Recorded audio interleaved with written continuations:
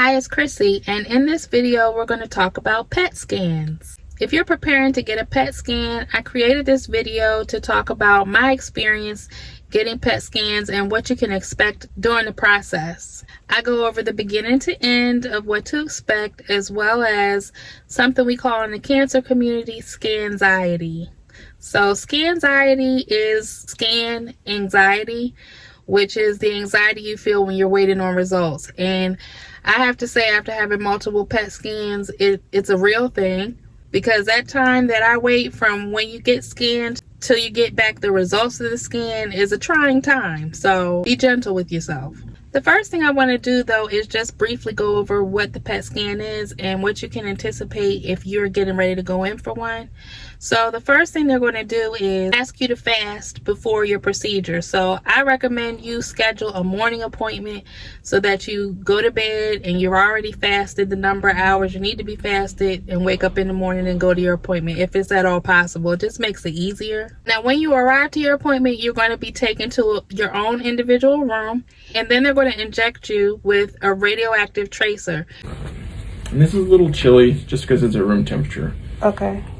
But there's no side effects with this, okay? Okay. Just a little radioactive sugar water. Your body deals with that pretty well.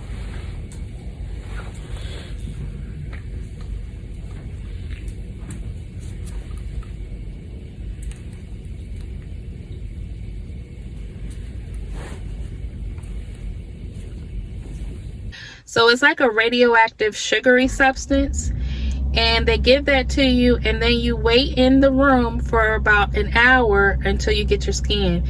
Now, while you wait, you can't move or talk or do anything. You have to be really still, because the radioactive tracer is going to work finding the cancer cells so that it can show up in your imaging.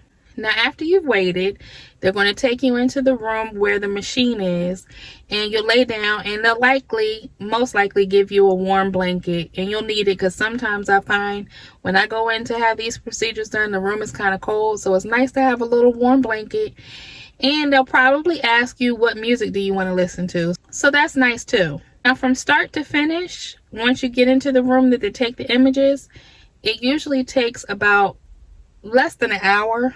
I probably say 45 minutes, and depending on what they're looking for. Now, for the condition that I deal with called multiple myeloma, they scan you from head to toe. So you're going to be in the machine. That's why I say about 45 minutes to an hour for it to be fully complete and they get all the images that they want. Once you're done your procedure, you can go about your day, but they will tell you to be careful of being around young children for a few hours after your procedure, because that radioactive tracer is still working itself out of your system. Now, my personal experience, I had my first PET scan in October 2020, and it was not great news, because as my doctor said, it quote unquote lit up like a Christmas tree. I had cancerous activity throughout my bone marrow, including my sternum, shoulders, ribs, and both of my femurs. It also picked up 3 plasmacytomas. I had 2 in my right femur and 1 in my right jaw. So after that first PET scan, I didn't have another PET scan for a year. And the second PET scan I had was to see what response I had to treatment. So when I went in for that follow-up PET scan, thankfully, there was signs that I was responding to treatment, and those 3 plasmacytomas were no longer active. So that was great news, and I was more than happy to receive the news. Now, I just had a PET scan within the last 6 months because I had CAR T-cell therapy, and when I got my PET scan results back for that, it was also good news, as well as it showed that I had a successful response to that treatment. So you'll get PET scans for staging purposes, restaging, to see responses to treatment. So there are various reasons why you may have to get more than one PET scan. Now, before I wrap this video up, I do want to briefly suggest what you can do with that dreaded scanxiety. So you simply just want to do something to get your mind off of it. The results will come.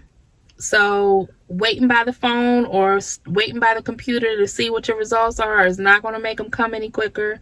And overthinking it isn't going to be too helpful either. So I recommend binge watch some TV, go for a walk, read a book, do anything other than think about those results until you get them. Overall, PET scans are painless procedures. The only thing that you're going to feel is when they inject you with the initial radioactive tracer. But other than that, it's an easy process. It's nothing that you have to be fearful of. And if you're preparing to get a PET scan, I pray you have good results.